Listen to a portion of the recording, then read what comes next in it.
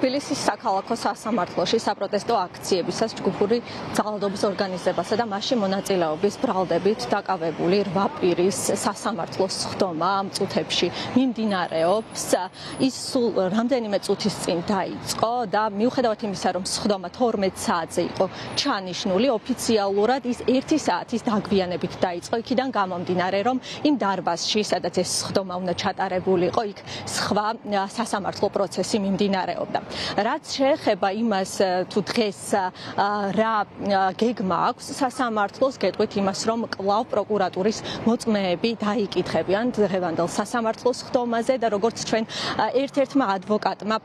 განგვიცხადა, დღეს იქნება პროკურატურის ერთ-ერთი მოწმე გამომძიებელი, რომელიც ისაუბრებს იმ ვიდეოზე, რომელიც მან ჩამოტვირთა. ეს ვიდეო ეკუთვნის ტელეკომპანია იმედს, თუმცა ადვოკატი ამბობს, რომ ეს არ არის ავთენტური ვიდეო, იგი არის დამონტაჟებული და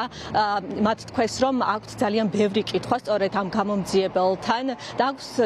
აქვთ კითხვა პროკურატურასთან, თუ რატომ არ ჩაატარეს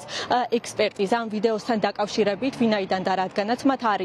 არიციან ზუსტი დრო, თუ როდის არის ეს გადაღებული, არის თუ არა ავთენტური და ასე შემდეგ. რაც შეეხება სხვა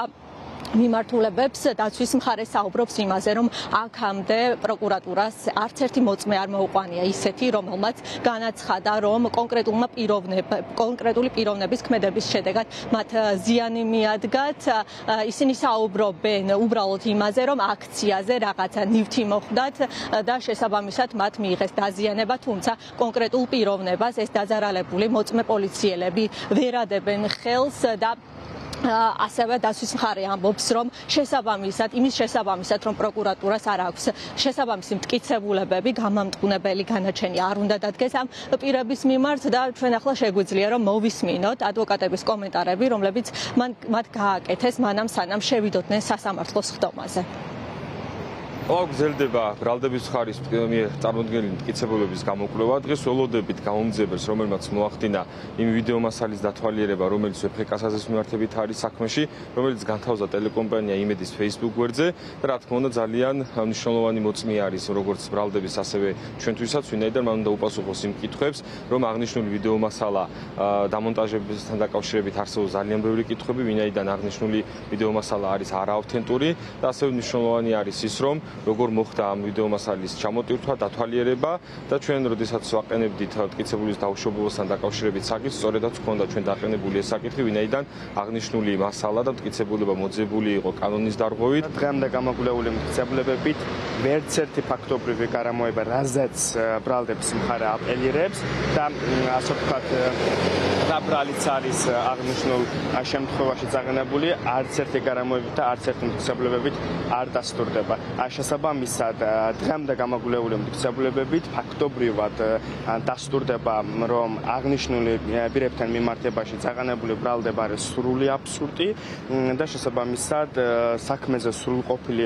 გამოკვლევის შემდეგ, როცა ყველა მტკიცებულება იქნება სრულყოფილად გამოკვლეული, სასამართლომ ერთმნიშვნელოვნად უნდა გამოიდანოს გამომართლებელი განაჩენი.